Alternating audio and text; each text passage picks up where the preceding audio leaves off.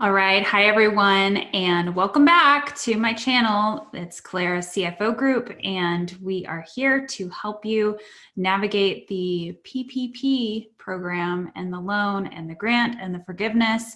And so what we specifically want to talk about today is how to calculate your full-time equivalents or FTE, and how we can the two different periods that you can use, or a couple different periods that you can use to assess your full-time equivalents, and whether or not you need to reduce your loan forgiveness based on a reduction in headcount. So we're going to look at that today. I think it does offer some people some benefit because you get to choose one thing or another. So that's kind of helpful depending on the things that have happened in your business recently. So we're going to dive in, and I did create a spreadsheet, and I actually just pulled some data from an actual client. I was going to have to do this anyway for her, so I just went ahead and pulled actual numbers, actual payroll numbers, so that we could figure this out. And then I also wanted to tell you guys that there is a really good video of how to calculate FTEs, just to get into more like nitty-gritty of exactly how to do it.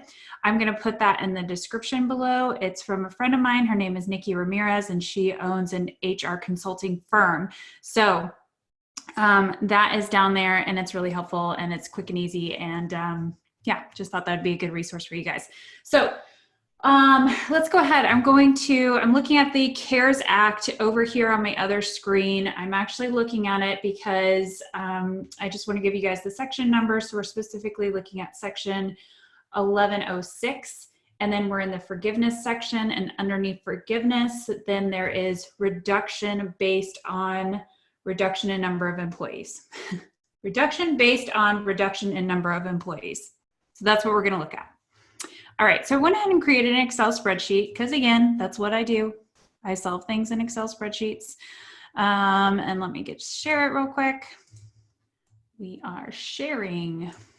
All right. So there are two different time periods that we can look at to compare full-time equivalents. Again, just kind of going back, if you don't remember what full-time equivalence is, this is a way that if you have a bunch of different part-time employees and they're all varying different amounts, or maybe they even work a consistent amount of hours, but it's like always 15 hours or something less than full-time. What you can do is you can sum up all of those hours and divide it by the total number of hours that would be in a particular work week for somebody, or work week, work month. So like if full-time is 40 hours for you, you would divide it by 40 hours, and then that would get you to basically a number of full-time equivalents. So I'm just going to walk through an example here. So if you were to have 5 employees working 20 hours a week. So let's just do 5 employees times 20 hours. That gives you 100 hours. And then let's just use this on a weekly basis. So let's say you have 100 working hours, and then this is a standard full-time is 40. Then basically you would be, if you're just looking at a week time period to calculate this, that would be 2.5 full-time equivalents. But one of the things I learned from my friend in HR, Nikki, is that you typically round down with full-time equivalents. So you calculate the number and then you round down. So in this situation, this would just be 2 full-time equivalents, okay?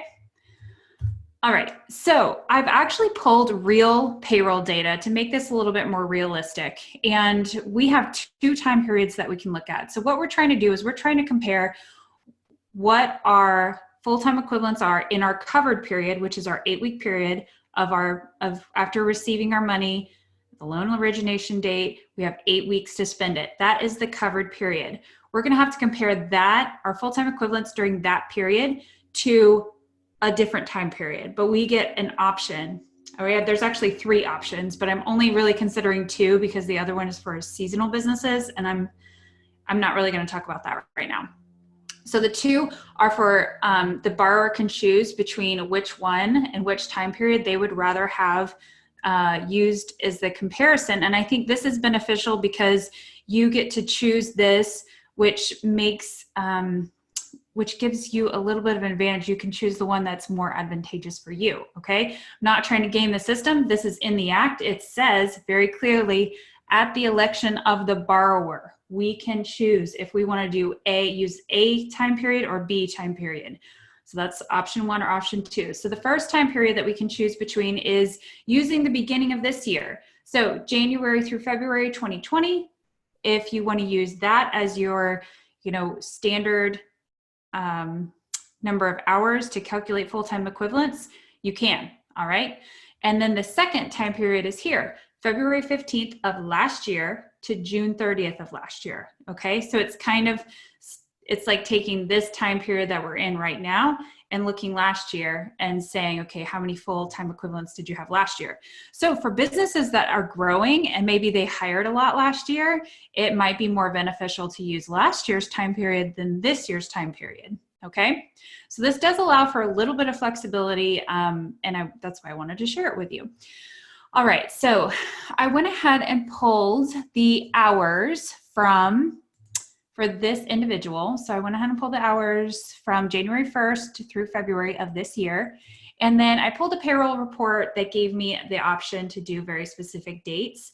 I would actually recommend maybe pulling, if you have time card reports, the way that I pulled this information, it was more based on the payroll reports, but actually go back to your time cards, see if you can actually pull a report from your system that way. It'll be a little bit more accurate, pull it by the dates, the exact dates. And I plugged that number in here. And then I calculated the number of work days there were in this period. So January had about 22 days, and then February had 21 days, I believe, or something like that, but total of 43 days. And then I'm multiplying that times 8 hours. So that's basically a 40-hour work week. And for this employee, we're calculating 40 hours as full-time. All right. And then I'm basically just taking the sum of the 40 hours divided by the full-time hours, and that's getting me a calculation. So it's basically saying I have 1.896 full-time equivalents, but we're going to round down to 1 full-time equivalent. So this is actually just a formula to round down. All right.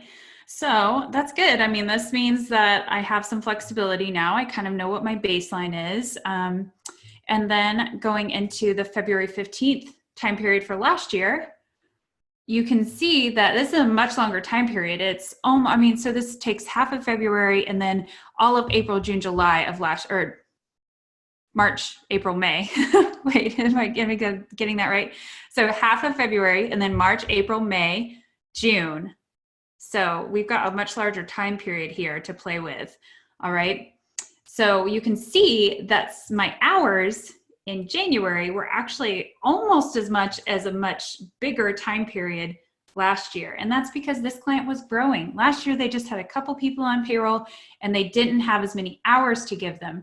So they had fewer hours. So I'm initially thinking this is a better comparison option for us, because last year it looks like we didn't have nearly as many full-time equivalents. So I did the same thing and I added all of the days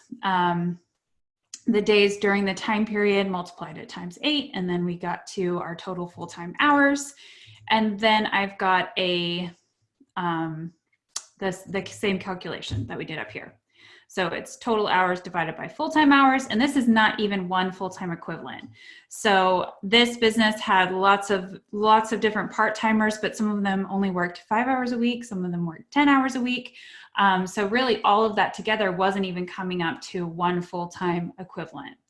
All right, so what we can do now is we can kind of look at between these two, which one would we rather compare the period for? Compare the covered period to what? And so what I did is, right now, here's the thing about the covered period, is right now we have to make estimates for it because it hasn't happened yet, because we're in it right now. So I pulled March actuals. I know what she actually spent in March, how many hours she actually had. And so I can calculate kind of where we're at from there. And then I can talk to her and I can say, hey, we know that we need to keep our hours around X. we can kind of solve for X. We know we need to keep our hours around what in order to make sure we keep our full-time equivalents up. And this is also going to go to making sure that you can spend your payroll costs, that your payroll costs are what they need to be, all right? So we don't want to drop down hours too far because that will hurt us in two ways. It could potentially mess up our full-time equivalents number, and then it also could mess up our payroll costs, all right? So I pulled March actuals just to see what that would be, and whenever you pull, so make sure you're looking at the time period here, make sure that your full-time hours are correct, because this is now just 1 month of full-time hours, because there's 22 working days in March, and I put those in here, 22 times 8, and then this is her actual March hours. All right, and then I'm gonna say, okay, we're going to expect hours in April to actually be a little bit lower because that was when the shop was closed and we had to do some other things. So I'm reducing hours in April just for the calculations purposes. And then I'm thinking, okay, hours should go back up to normal to probably what they were in March, in May, and then maybe even a little bit more in June because we're going to be doing some catch up and for other management reasons. This is all an estimate, okay? So this is the covered period is somewhere in here. So then I'm just going to look at my expected average for my covered period. So the covered period average is here at 1.8. Again, it's rounded to 1, rounded down. All right. So even if we don't look at the rounding, if we just kind of disregarded the rounding and we went with the actual numbers, you could then compare. This is what we're going to use for our covered period for now. Our covered period, we're going to use as 1.8, and we're going to divide that by option 1 up here,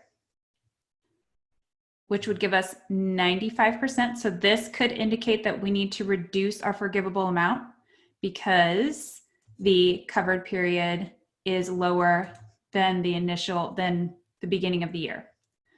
All right, but we've got an option. We can use last year's numbers.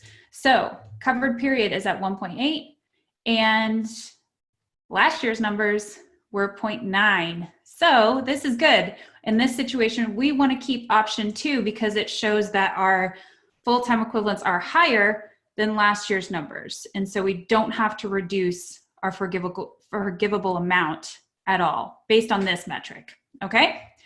So I hope that's clear. And you know, I'm using the actual calculation here just in case, for whatever reason, the SBA says, hey, we're not rounding down, you're going to use your actual calculation, just in case, all right? But it would be very clear and easy to see 1-to-1, no reduction. I wouldn't have to worry about it, all right? So I'm just doing this to be a little bit more detailed and a little bit more conservative, because I'm going to go, if I know I can hit it on when I'm making conservative estimates, then I won't have to worry if the rules come out and it's a little bit more lenient. You know what I mean? Okay. Does that make sense? Let me know. Is that helpful? I hope that's helpful. So you're going to need to do a little bit of planning for your April, May, June, but you already were going to have to do that anyway because we're trying to plan payroll costs. Okay. So take this, play with it, see what you can do. I wasn't planning to give this Excel spreadsheet, but if it's helpful, you know, put comments below and then I'll put a download in the description if you want it. I'm sure I could do that pretty easily. So let me know if you want it. But there it is. Thank you guys. Make sure you subscribe to the channel. Get this so that you can keep up with all the changes in the PPP and more to come. All right.